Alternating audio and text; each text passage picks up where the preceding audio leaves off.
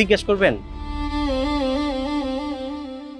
অনেক কিছু জিজ্ঞেস করতে ইচ্ছা করছে সাহেব, কিন্তু জিজ্ঞেস করতে গেলেই আটকে যাচ্ছি। ঠিক আছে ম্যাডাম, আপনার যা জিজ্ঞেস করার আমারে জিজ্ঞেস করতে পারেন, কিন্তু আমার পরিচয়টা কিন্তু আপনি ভুলে যান না। আমি আপনার ড্রাইভার। আসলে মানুষ আমার দিকে কেন এমন করে ম্যাডাম সেটা তো আমি জানি না। আপনি করে কতবার করে কইলাম যে আমি কাউরে চিনি না, তারপর আপনারা শুধু শুধু আমার সন্দেহ করতেছেন।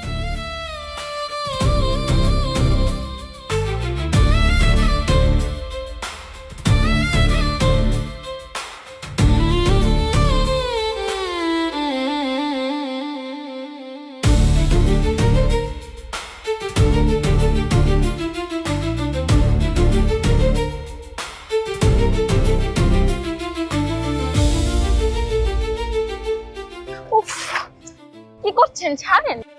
আমি ছাড়ার জন্য আমি তো হাত ধরি নাই, ছাড়ার জন্য আমি হাত ধরছি। এই যে ভাই, ভাই একটা কথা জিজ্ঞেস করি ভাই, মায়া মানুষকে কি বাজারের পণ্য মনে করেন? ভাই সম্মান যদি না করতে পারেন, অন্তত অসম্মান করার অধিকারটা নিজের হাতে তুলে নিয়েন না। এই বেটা তুই কে রে, এত বেশি কথা বলছিস? ভাই আমি একজন মানুষ, আর একজন মানুষ হিসেবে অন্যায় দেখলে চুপ করে দাঁড়ায় থাকতে পারি না। তোর মতো দুই পয়সার মানুষের কাছ থেকে শিখবো কারে সম্মান করবো না কারে অসম্মান করবো। তুই কে? আমার কথা শুনলে এই এলাকার 10টা গাড়ি থাইমা যায়, দরকার হলে দোকানে শাটার নাইমা যায়। আয় বেটা, তোর মতো কত মানুষ যে আমি দাঁড়া করায় সোজা করছি, তোর নো আইডিয়া। তুই কে? মানুষ আমার চিনে যে আমি কে। আমি হইছি এলাকার কে, আই এম জি কিং। ভাই নিজেরে কিং বলে দাবি করলেই না কিং হওয়া যায় না। যেই পুরুষ অন্য নারীরে সম্মান করতে পারে না, সেই পুরুষটাও কিন্তু কোনো না কোনো নারীর পেট থেকেই জন্মাইছে। অনেক কথা কইছিস, এবার চুপ। ভাই কথা আমি কমই কই, কিন্তু অন্যায় দেখলে ভাই আমি চুপ থাকতে পারি না ভাই। ন্যায় অন্যায় তোর কাছ থেকে শিখতেই হোক।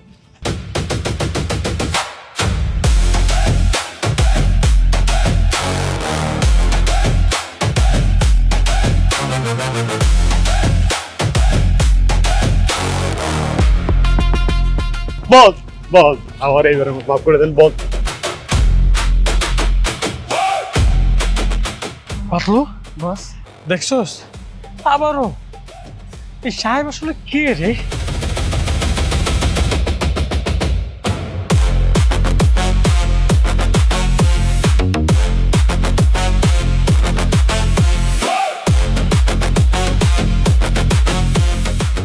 সাহেব, এখনো তুমি বলবে যে তুমি খুব সাধারণ একটা মানুষ? বুঝতে পারছি ম্যাডাম, আপনাকে বাড়িতে আমার রিজিক মনে হয় এই পর্যন্তই ছিল। আমার আর চাকরিটা করা হইব না ম্যাডাম, কারণ আমি কে, আমি কি করি সেই উত্তরটা ম্যাডাম আমি আজকেও দিতে পারলাম না। আমার মাফ করে দিয়েন ম্যাডাম।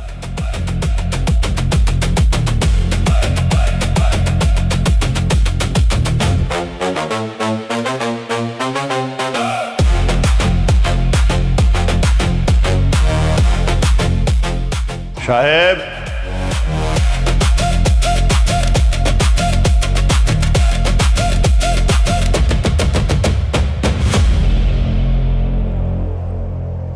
কি ব্যাপার, ব্যাগ নিয়ে কই যাচ্ছ? স্যার আল্লাহর দুনিয়াটা তো অনেক বড়, মাথা গোজার একটা ঠাই আল্লাহ ঠিকই ব্যবস্থা করে দিব। সেই জন্য ভাবলাম আপনি করে কষ্ট না দিয়া চইলা যাই। চলে যাবে মানে? তোমাকে কে যেতে বলেছে? আমি বলেছি বাবা।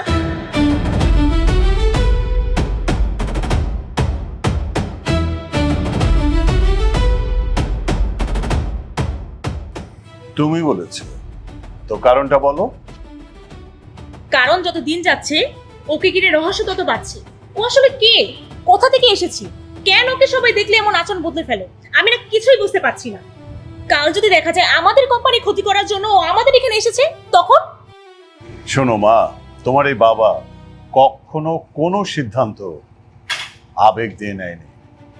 দেখে শুনে যাচাই বাছাই করে তারপরে সিদ্ধান্ত নেয়, মানুষের উপরে ভরসা করে, বিশ্বাস করে। কিন্তু নো, আমার কথা এখনো শেষ হয়নি।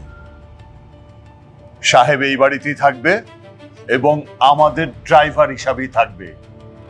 এই সিদ্ধান্ত বদলাবে না। এত কষ্ট করে ভাবছিলাম যে আপদটা এই জায়গা থেকে বিদে হইলো না। পরে দেখা যাবে কি জানো, সারের লগে বসে আবার পা তুলে গপ গপ করে খাইতেছে। স্যার, আমরা খুশি আছি, আপনার সিদ্ধান্ত যেটা আমরা মাইনে নিছি না রে। ঠিক আছে বাবা, তুমি যেহেতু সিদ্ধান্ত নিয়েই ফেলেছো, আমার আর কিছুই বলার নেই।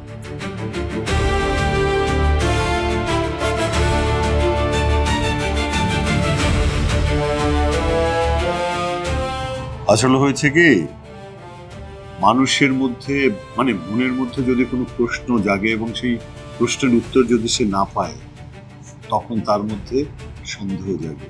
হ্যাঁ, শোনো বাবা, তুমি আমার মেয়ের কথা কিছু মনে করো না। না না স্যার, ম্যাডাম তো ভুল কিছু বলে নাই। ম্যাডামের জায়গায় অন্য কেউ থাকলে হয়তো একই প্রশ্ন করতো। তাহলে এবার ব্যাগটা রেখে এসো। আমি কিন্তু তোমাকে বাড়ি ছেড়ে যাওয়ার অনুমতি দেইনি। জি স্যার।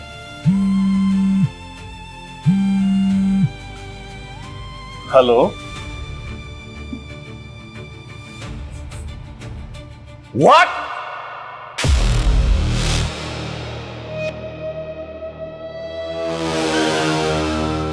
ক্রয় সূত্রে এই জমির মালিক জনাব হাজী করিম সাহেব না, নিশান সাহেব।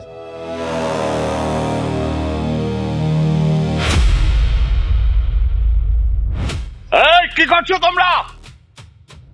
আরে হাজী করিম সাহেব নাকি, খবর পাইতে না পাইতেই চলে আসছেন?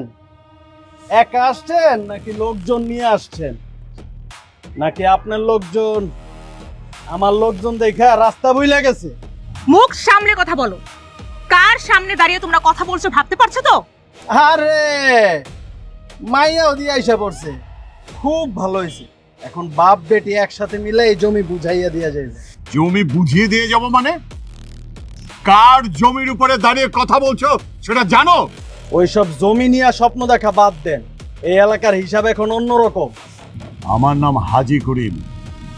আমি কোনোদিন অন্যায়ের কাছে মাথা নত করতে শিখিনি। যেটা নিজের সেটা কারো কাছে কোনোদিন হাত পেতে ভিক্ষা চাই না, মাথা উঁচু করে নিজের অধিকারই রাখি। এই শোনেন, এই জমির মালিক এখন নিশান ভাই। ওই কাগজ টাগজ নিয়ে বেশি বাড়াবাড়ি করবেন না, বইলা দিলাম।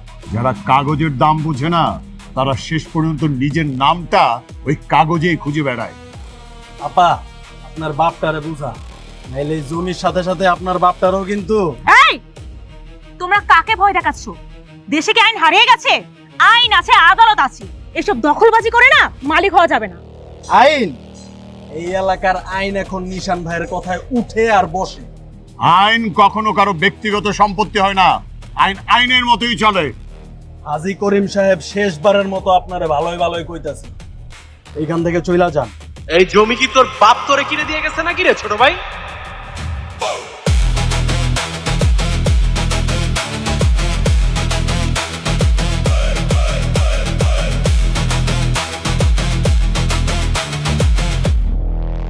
এই